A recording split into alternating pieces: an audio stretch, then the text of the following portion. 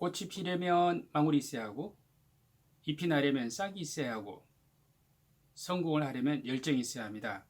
항상 열정 넘치는 남자 한정렬입니다. 반갑습니다. 오늘 말씀드리려고 하는 내용은 만성시형간염 치료를 하였지만 치료에 실패한 경우 어떻게 치료할 것인가, 그 방법 중에 하나인 에쿨루사하고 리바비린을 병합해서 치료했을 때 그 치료 효과가 매우 높게 나온 일본 연구를 통해서 알아보려고 합니다. 그래서 이 치료 연구는 우리나라하고 일본은 비슷합니다. 유전자형 1B형과 2A형 치료에 실패한 환자들에게 에쿨루사하고 리바비린을 병합해서 24주를 치료했을 때 그 치료 효과가 97%나 도달하였습니다. 그래서 현재 닥순요법이나 소발디리바비린 요법으로 치료에 실패한 경우에 있어서 보세비라고 하는 약이 나오기를 기다리고 있는데, 그 약이 나오기까지 아직은 예상하기 어렵기 때문에 그 사이에 이 에쿨루사 리바비린으로 치료했을 때 97%니까 매우 높은 치료율을 기대할 수가 있는 것입니다. 오늘은 그 연구에 대해서 알아보도록 하겠습니다. 이 연구의 그 디자인을 보겠습니다. 57명이 에쿨루사 리바비린 12주 투여를 받았고, 60명은 에쿨루사 리바비린을 24주 투여를 받았습니다. 그 다음에 투여 후에 완치라고 하는 것은 치료가 종료되고 나서 12주 후에 혈액에서 시형간염 바이러스 RNA를 측정하는 것입니다. 즉 HCV RNA를 측정해서 혈액 내에서 바이러스가 검출되지 않으면 완치라고 합니다. 이것을 SVR12라고 합니다. Sustained Virology Response, 12주란 뜻이죠.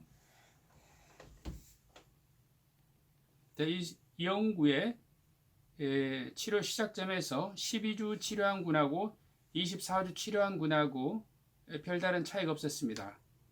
보면은 나이는 62세, 그리고 남성이 약 40%, 그리고 일본 사람 대상이기 때문에 전부 다 아시안 100%죠. 그 다음에 간 경변이 약 20%에서 있었고요.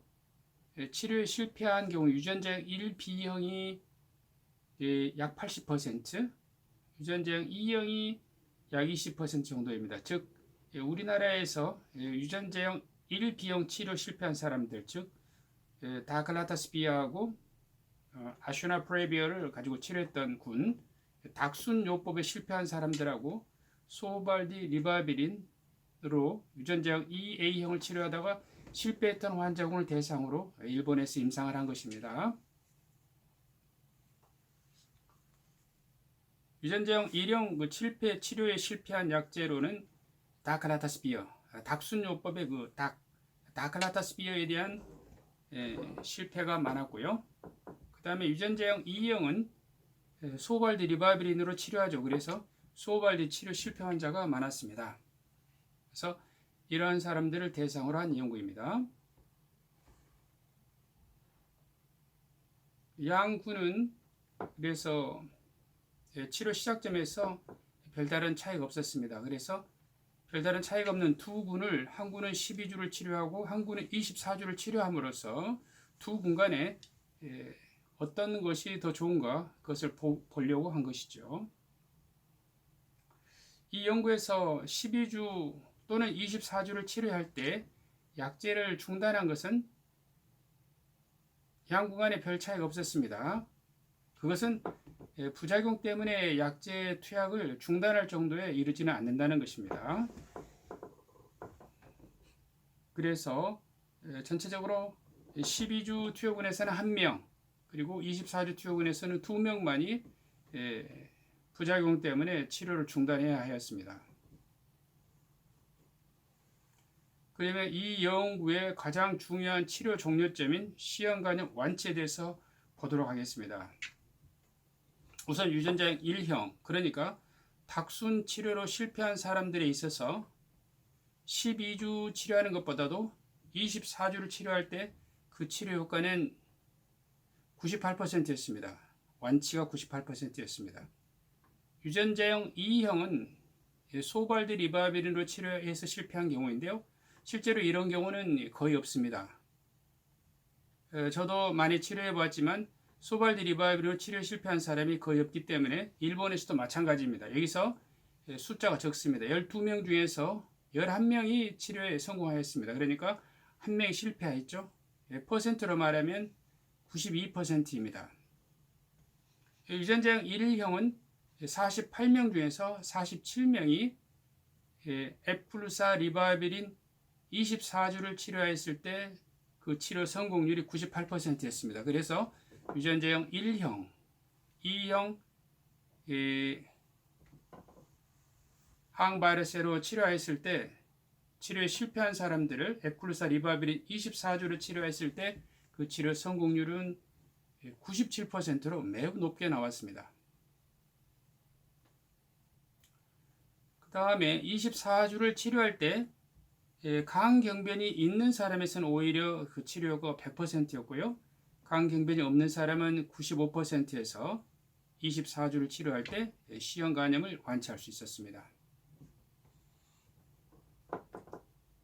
치료 시작 시점에서 약제내성 돌연변이 바이러스가 얼마나 있는가 보았을 때 약제내성 돌연변이 부위가 하나 있는 경우, 그 다음에 2개 이상 있는 경우,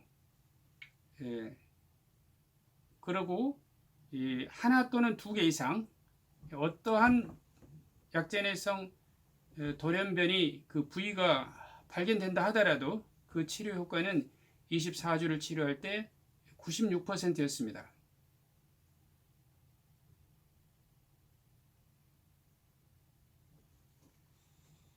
다클라타스피어, 그러니까 닥순의 그 다클라타스피어인 다클린자에 대한 약제내성 돌연변이 바이러스 생기는 부위는 L32라고 Y93에 생기는 걸로 되어 있는데 그 어느 것에 약제내성 돌연변이가 있다 하더라도 그 치료 효과는 매우 높았습니다. 보면은 Y93은 100%, L31은 97%였습니다. 그럼 효과는 이렇게 높은데요. 에플루사 리바비린의 그 안전성은 어떤가 봐야 되겠죠. 연구라고 하는 것은 항상 효과와 안전성을 같이 보는 것입니다. 안전성을 보면은요, 12주 치료할 때 한 명이 치료에서 탈락하였고 24주를 치료할 때는 2명이 부작용 때문에 치료에서 탈락하였습니다. 그래서 그 탈락률은 2%, 3% 정도로 매우 미미한 수준이었습니다. 그래서 대부분의 사람들은 부작용 없이 치료를 종료하고 완치에 이룰 수가 있습니다. 그 다음에 10% 이상에서 나타난 그 부작용은 특히 이제 빈혈이 있는데요. 리바비린을 사용하게 되면은 용혈성 빈혈이라는 게 생길 수가 있습니다. 그러나 그 치료 기간이 아주 길지는 않기 때문에 여기서 보면은 25% 정도에서 빈혈의 부작용이 생겼습니다만 이 사람들이 다 약제를 중단하는 것은 아니고요. 리바비린의 용량을 증감하면서 치료를 마치게 됩니다. 그래서 오늘 말씀드린 내용을 정리해 보면 닥순 치료, 우리나라에서 실패한 사람들이 많죠. 닥순 치료로 실패한 경우에 있어서 에플루사 리바비린 24주를 치료하게 되면은 그 만성 C형 간염 완치율은 97%입니다. 이 연구는 일본에서 시행이 된 연구입니다. 그래서 닥순 치료 실패의 경우에 있어서 에플루사 리바비린 24주 치료는 98%의 완치를 기대할 수 있고 소발드 리바비린으로 치료한 경우에 있어서 에플루사 리바비린 24주를 치료할 때 92%를 기대할 수 있는데요. 여기는 치료한 사람 수가 적습니다. 12명 중에 11명이 치료에 성공했기 때문에 92%입니다. 그 이유는 말씀드린 것처럼 소발드 리바비린으로 치료할 때 거의 대부분 완치가 되기 때문에 치료 실패 환자 수가 적습니다. 그래서 유전자형 1B형 닥순 치료에 실패한 사람, 유전자형 2형 소발디 리바비린으로 치료에 실패한 경우에 있어서 앱클루사 리바비린 24주를 치료할 때 그 치료 효과는 97%를 기대할 수가 있습니다. 현재는 국내 지침은 닥순 또는 소발디 리바비린 치료 실패의 경우에 있어서는 보세비를 기다리고 있습니다. 그러나 보세비가 나오기 전까지 이 앱클루사 리바비린으로 24주 치료하는 것도 97%의 높은 치료 효과를 기대할 수가 있습니다. 그러나 이것은 일본에서 시행된 연구이고 아직 국내 치료 지침에 반영된 것은 아니라는 것을 말씀드립니다. 정리해서 우리나라에서 많은 치료 실패자를 낳았던 닥순 치료 실패의 경우에 있어서 앱클루사 더하기 리바비린으로 24주를 치료할 때 안전하게 그리고 매우 높은 치료율 98%의 완치를 기대할 수가 있습니다. 이상입니다. 감사합니다.